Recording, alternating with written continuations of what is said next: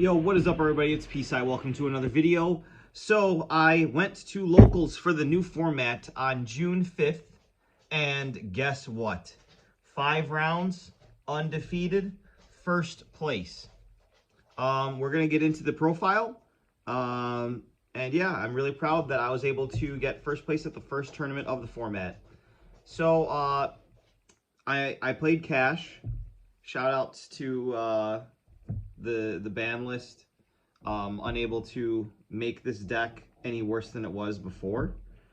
We reduced the consistency a little bit, so we're playing 2 Unicorn now. Still triple Fenrir. The 1 Rise Heart that I own. The 1 Scareclaw Kashtira. I thought about bumping this up to 2, but I wanted different names.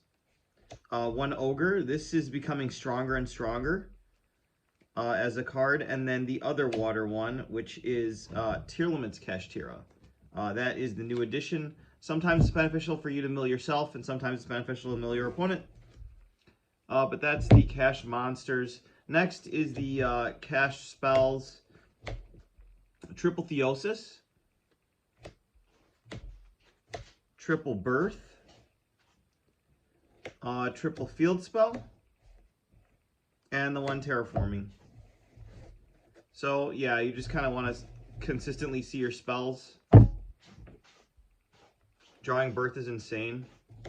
And then we do play 2 of the traps. This hasn't changed for this format for my list. I like the versatility that Preparations gives you. Being able to put an extra body on board every single turn is flipping amazing. And then obviously Big Bang is awesome. I add this back off Theosis a lot. But the secondary ability of Kashtira Preparations actually comes up a lot, where you basically look at your opponent's hand and banish one of them face down if they activate a trap, which is actually crazy. So pretty heavy cash engine.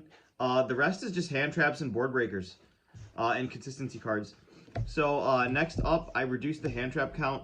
Still playing 3 main deck shifter, because I think this is even more strong than it was last format. Because I don't think you're as likely to see Kashtira early on, because people are trying new stuff with the ban list. But I still think Kashtira is the strongest deck by a long shot, at least any decks that I have access to right now. So shifter in the main is nice, and you never shotgun it, because there's nothing really in this format that I think can actually punish you. You don't really need to play around Gamma anymore, but you make your opponent commit to more in their play, essentially. So I never shotgun it. I always wait for the first action. Next up, I've got Ash Blossom and Joyous Spring. This is mainly just to make Fleur. Triple Droll in the main. So I don't know how I feel about Droll this format, because I mean, when it's good, it's amazing, but when it's not good, it's just dead. The thing is, in the mirror, Kashtira, Droll can end a turn. Dragon Link, any Pendulum variant, Fluandereeze, even certain Sprite and Branded hands. Like, just Droll is just so powerful. If it can stop your opponent's turn, like Shifter, you might as well play it and have the ability to stop a combo deck, because you're beating every control matchup. And then finally for the hand traps, still Imperm, so basically we cut the Gammas. Next up, I was siding 1 talents, but now I main deck 3, and I liked it so far. Talents is crazy. Sometimes it's dead, but that's the risk you run for running a card that can access 3 different banned cards in 1 card. And then consistency, shout out to Jake Sobek from Team Bad Cards. I was able to pick up a copy of Pot of Prosperity, so now I have 2. Increase consistency, and then the 2 desires from last format as well. So 40 card main, as always, for consistency. Next, I will just do extra deck. I think I changed like 3 cards in this. So for the fusions, we still just have the Intis and the Garura. For synchros, we did cut the Omega. We're only playing Baron de Fleur now, but this comes up like half your games, which is crazy.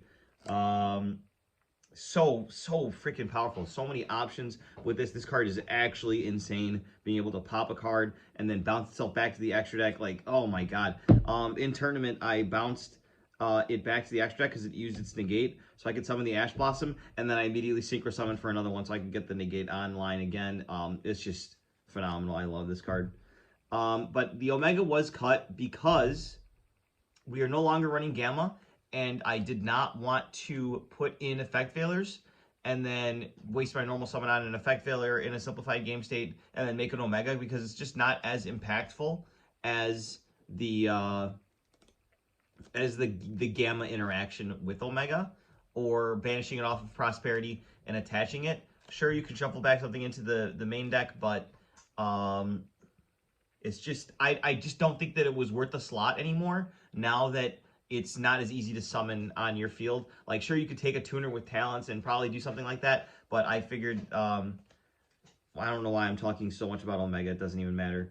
Obviously, we had to cut the Diablosis, so the 2 flex spots were actually filled by Utopic Future and Draco Future. Now, people were turning their heads at this, but I summoned this very often, and it was crazy because it can't be destroyed by card effects. This got Raigeki'd twice in tournament, 2 separate games, and I don't know what that says about my locals, but I faced some pretty good decks as well. But yeah, this can't be destroyed by battle or card effects, which is absolutely crazy. And then it mandatory takes if it negates a monster effect on field, but it's not just limited to negating field effects, which is awesome. Still 2 Shangri-Ira. I think I only own 2, so I wouldn't play 3 even if I wanted to. 1 Big Eye, 1 Draco Sack, really awesome card. 1 Red Eyes Flare Metal Dragon. So this is usually a Prosperity target, or it helps me climb with my Shangri-Ira into Utopic Draco Future. Usually having a Rise Heart next to it, so that when you overlay those, the materials fall off and you get an extra attachment onto your Rise Heart, which is really cool. And then the double Zeus, because we are an Xyz deck, so it doesn't matter if you're not going to see Kashtira. I think it's still really good. And spoiler alert, I'm still playing the Ibli lock, so there's my 1 Linkuriboh, and then the 1 Donner. A lot of times it's banished off Prosperity as well.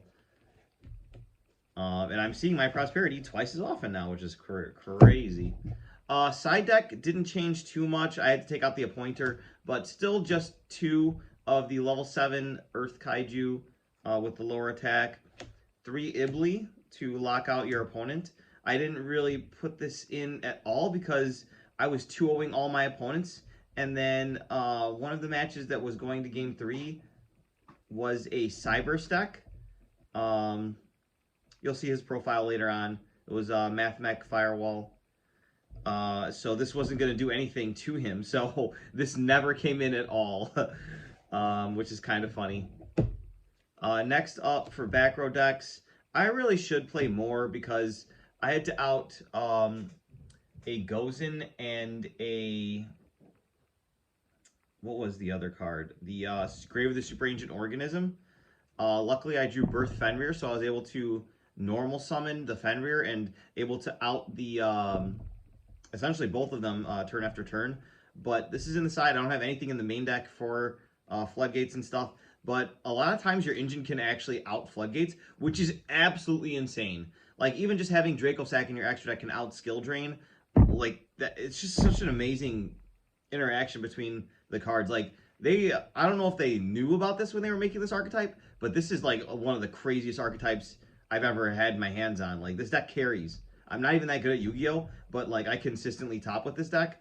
Last format, I guess, in its neutered version, because I only ever owned 1 Arise Heart. But like this deck just carries, and even in this format, I still think it's like the best deck. 2 Dark Ruler. I do play 1 Called By now. I don't even know why. I guess it's for Branded if they want to do the lock. I should play Bystials, but I just don't have room.